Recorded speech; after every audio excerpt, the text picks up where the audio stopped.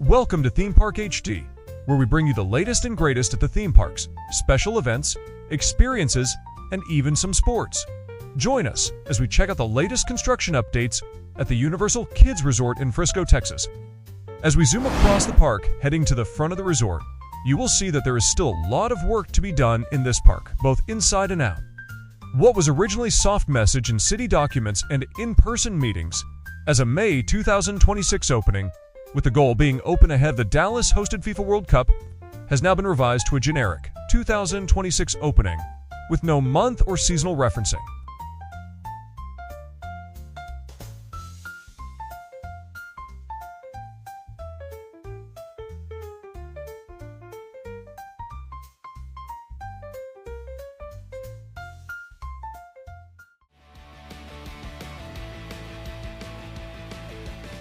Landing here at the front of the hotel, we see little visible progression since our last visit at the end of August.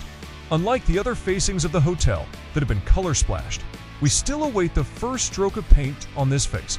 Perhaps they are waiting till the fall to paint this section once the summer temps have declined. Given the facing of the sun, we're going to go with that. While we focus on the positive progress in this area, we transition over to the east wing of the hotel, which shares space with a resort-style pool. As excavation and in-ground utilities continue, the black patrolling pools on the perimeter of this area, which was a question from our last visit, are for the placement of the permanent umbrella shadings, as seen in the concept artwork.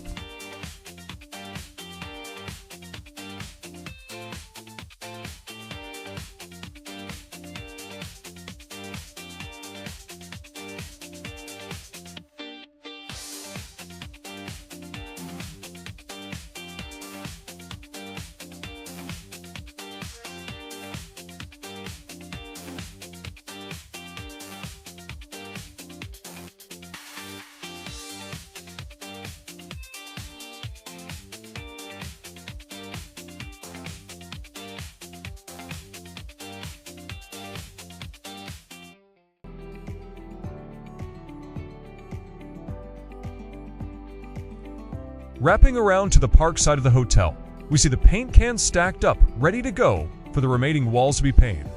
Trivia question: how many cans of paint will it take to colorize the Universal Kids Hotel? Drop your guesses in the comments, and once we have confirmation from a site official, we'll give one prize away to the closest commentator. Let's go!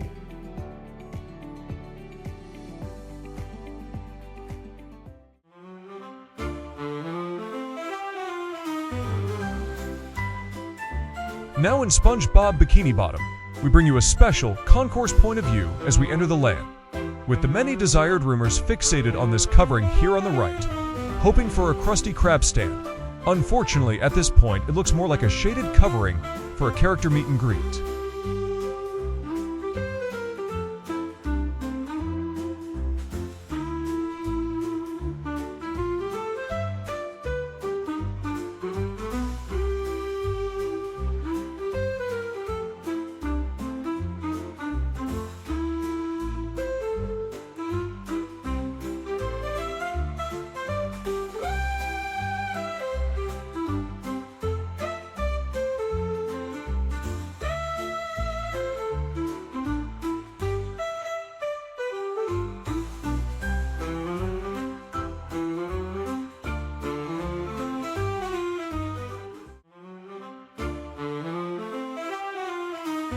New attraction alert! New to us is the installation beginnings of piping for the SpongeBob splash pad and wet play area, as we see here on the concept map. While the Sierra roundabout itself hasn't progressed much, the building structure in Q has. We are on a new ride alert for beginning of installation for our end-of-month September visit in a couple of weeks.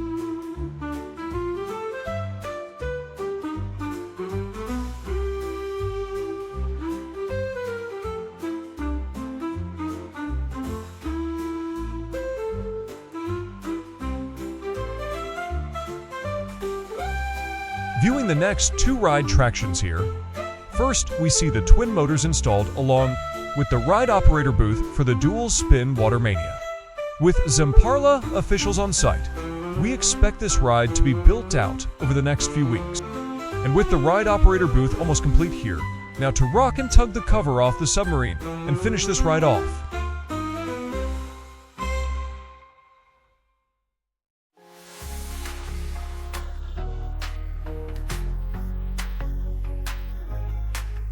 Soaring into Jurassic World over top, before diving down deeper, brings you a 360-degree look of the land. Are there any new additions that you see here? Let us know below.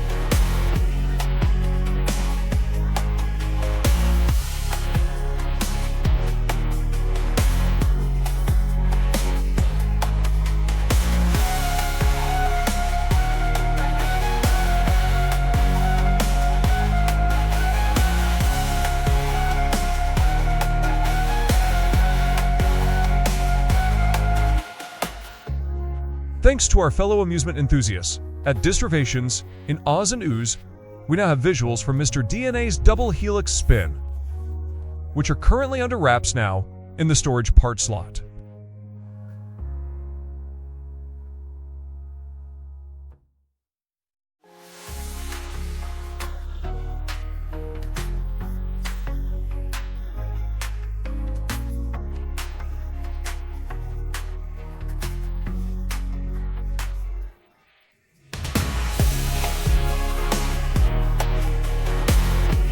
Rolling into the Crutaceous coaster, you'll get a couple of point of views, including up close and personal look at the ride loading platform.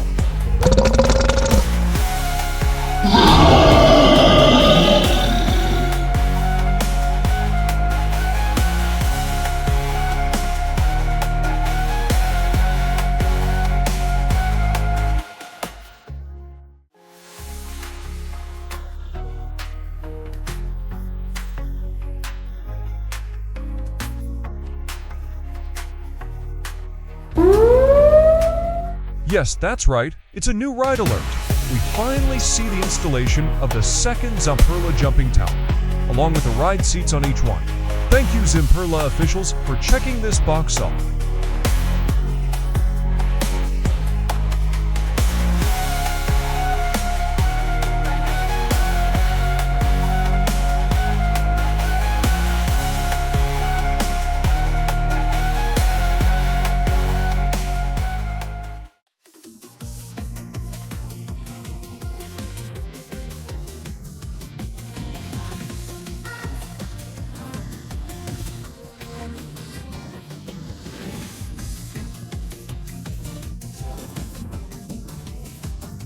The sun sure was trying to set on our fun here, but our Minions friends wouldn't allow that. Not a lot of exciting updates to share here, but dirt work continues in the Sinister Land, where the excavator is located, where we'll eventually see this space turn into a shared common area containing a wet pad, a green lawn space, the character meet and greet shack, and walkways to the two primary Minion rides.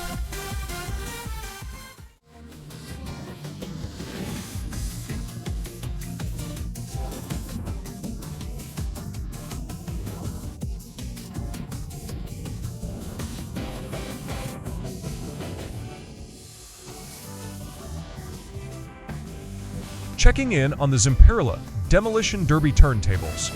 Not much to report here, but we do think the ride in its current state looks a little like E.T. in the Dusk setting. E.T. phone home. Staying here in the center of the Minions, which essentially is the heartbeat of the entire resort, we give you a limited Dusk Edition 360-degree look around.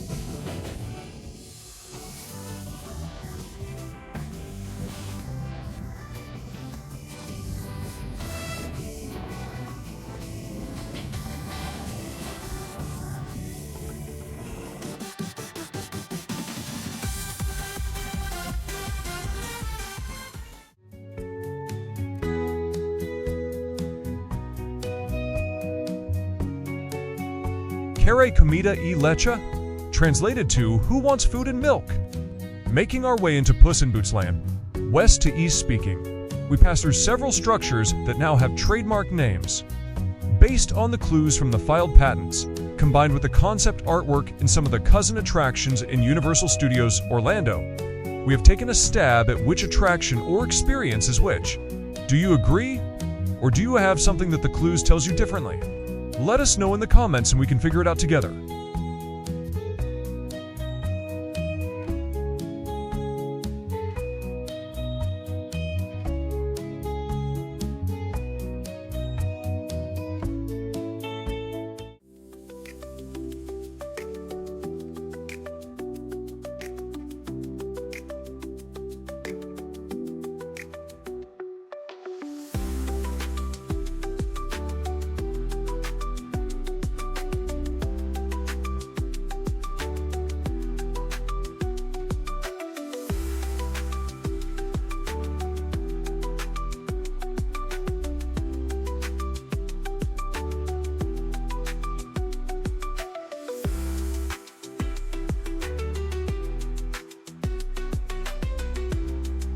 Continuing our way around the land, we see the installation of the Spanish facade on the entertainment stage, which is visible pretty much throughout the park at this point, before we circle around to the back side and make our way to the flying carousel swings.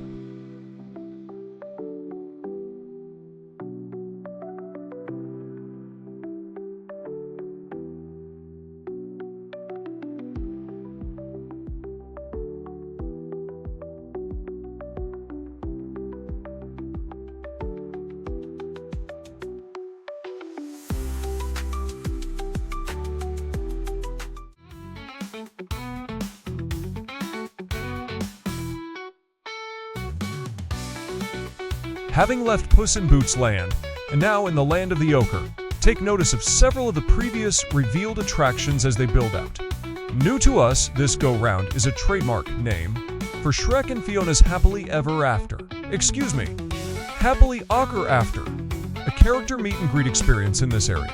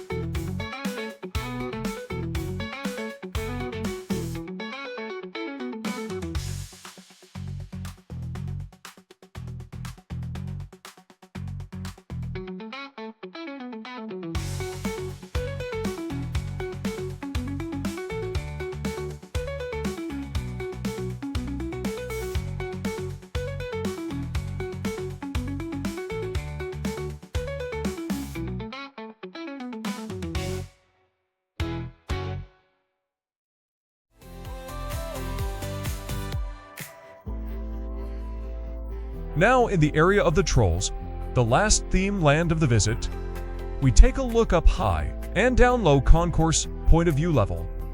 For most of the work in this area continues on the parameter Trolls experiences and the dining IP theme structures.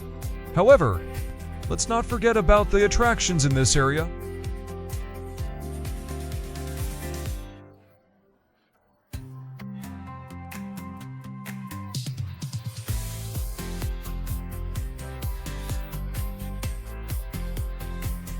Grab your popcorn and enjoy this up-close and personal look into Rhonda's Trollfest Express load platform, which hopefully sooner than later in the year 2026 will welcome loads of happy kids and adults alike as we whistle around the steel hills of Frisco, Texas.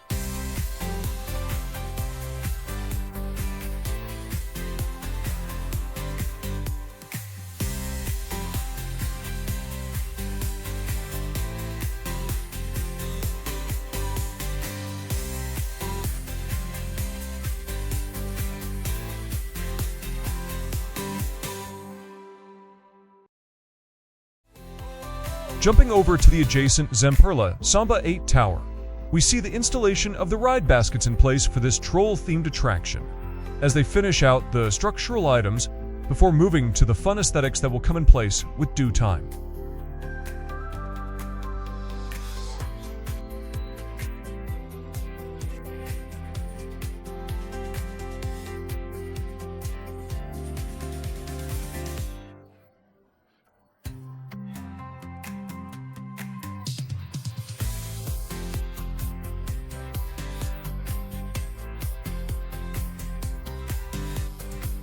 Heading down the Trolls Concourse walkway, you'll pass by the back-of-house warehouse before moving along to the Trollify Me Get Dressed and Makeup experience, similar to what you will see with Disney's Bibbidi Bobbidi Boutique or the Darkmoor Monster Makeup experience at the new Epic Universe down in Universal Orlando. Personally, I would rather dress up like an ogre, but each to their own, I suppose.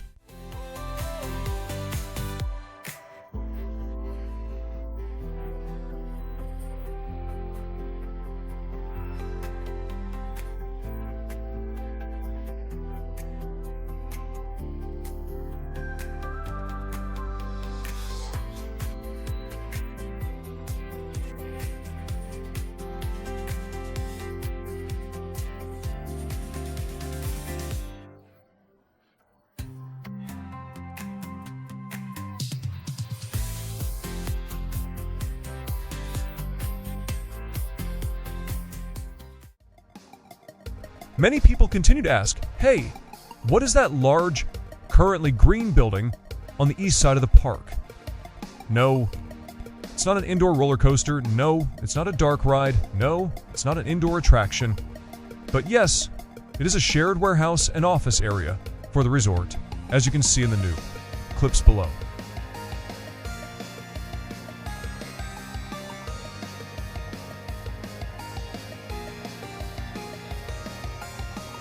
Passing through the storage lot, not a lot of new treasure from a parts and rides perspective here.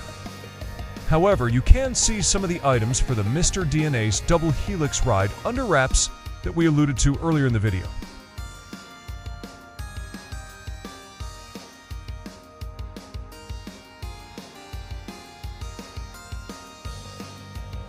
Here are a few of the sample boards for some of the exterior theming for the lands.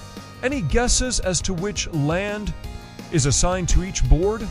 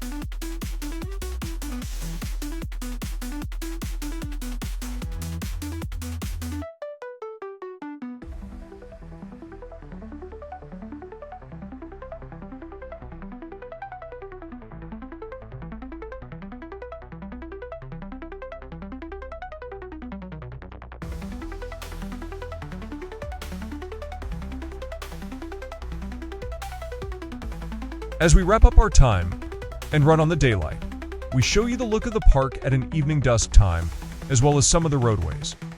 As we head towards our close, if you ever have any questions or comments, leave them below.